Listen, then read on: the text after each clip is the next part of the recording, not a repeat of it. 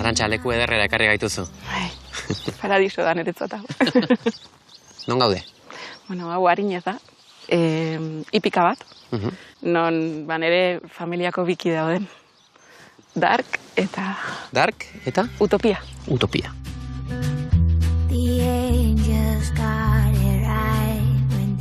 Arantxa, zergatik dira zuretzat hain garrantzitsuak zaldiak? Niretzat, bizitzako momentu, nik uste txarnetarikoa bizizan detena, beraien laguntza oso handi bat izan ziren niretzat, eta geroztik nire bizitzako parte izan dira, egia esan, bai. Esaten duzu, bizitzako momentu zail batean asko lagundu izutela. Bai, ni, nerabe nintzela, 18 urterekin depresio oso horra pasa nuen, niretzat urte oso gogorra izan zen, nire bizitza guztian zehar medikuntzan sartu nahi izan nuen, eta horretara bideratu nituen urte asko eta esfortzu asko, eta, ez nuen lortu lehengo aldian, ez? Eta, nire gurasoak medikoa dira, nire anai bizkia medikuntzan sartu zen, eta, hori lehengo golpea izan zen. Eta gero ere udara hortan galdu nuen niretzat oso garrantzitsua zen pertsona bat, eta guzti horrek eragin zidan depresio baten sartzea. Gutxinaka, baina beruntz, eta ezin jaso. Hortik ezin jaso. Hasi zinen psikologakin? Bai. Gurasoi eskatu nien, mesedez, laguntza behar nuela.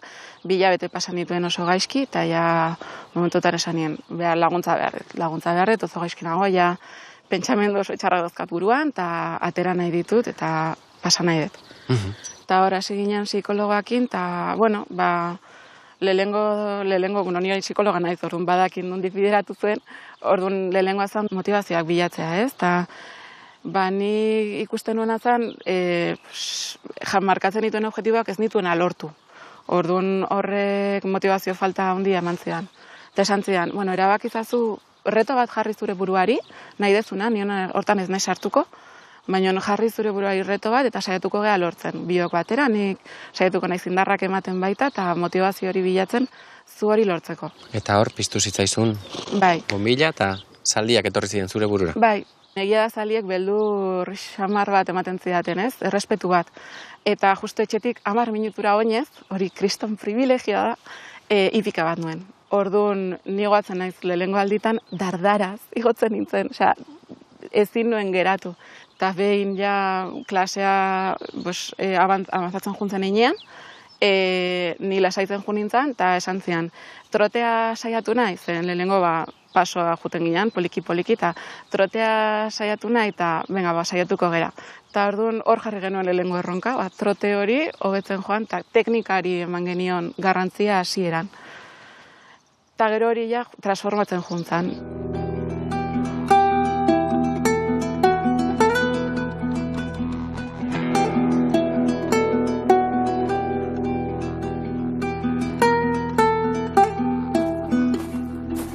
Ja, geroz eta ordu gehiago pasatzen nintuen ipikan, eta ekarri zuten zaldi berri bat. Txispa izena zuen. Eta binkulo bat sortu nuen berekin, niretzat oso politxe izan zen hori. Klaseko ordu bat nuen arratsaldean, baina gero arratsalde beste guztia ipikan pasatzen nuen, orduak pasatzen, egia esan. Etxeak nahez egotearren, egia esatearren horretarako iten nuen.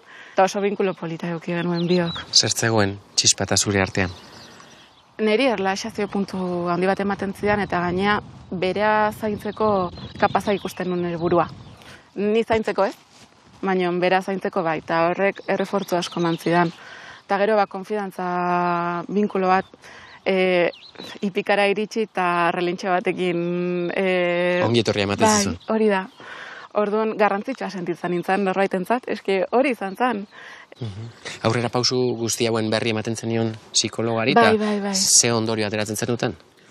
Gakoa aurkitu genuela, motivazio hori aurkitzeko. Nik gogoan nituen etxetik ateratzeko, dutxatzeko, jateko, eta bizitza bat eukitzeko.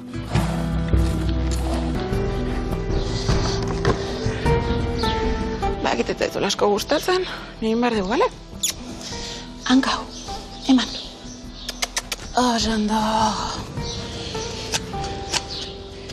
Depresiotik irtetzen ari zinen garaizai haietan, izaten zenuen momentuen bat non bajoiakin egon eta esan Zaldien gana noa. Bai. Ez egon hitz egiteko beharrik, ez egon esplikazioak emateko beharrik, ulertzen zidan nik hitz egin gabe. Hitz egin gabe ulertzen zinetela esate duzu? Bai. Zerk pentsarazten zizun hori? Nien nintzen garai hortan esateko zer behar nuen.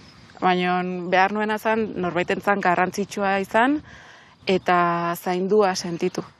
Babes sentitu, lasai sentitu, eta horrek txispak eman zian eta inguruak baita, ez? Berak jakin gabe, hemen ez dago intentziorik, baina eske hori da magia, ez?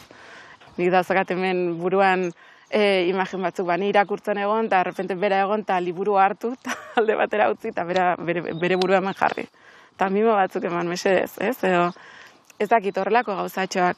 Sinpleak dirudite, baina niretzat horrek garrantzi asko zuen, eta aldaketa bat zen ere egunerokotasunean. Nire egunerokotasun hortan beti esplikazioak eman behar nituen, zer gertatzen zaizu, zergatik, nola iritsi zara momentu hortara, errutasun puntu bat sortzen zidan guzti horrek.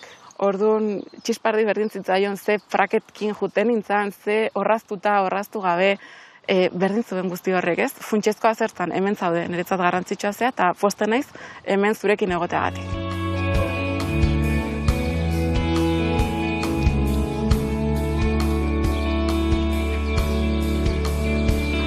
Hobekuntza nabaria zen eta inguruak zer esaten zizun?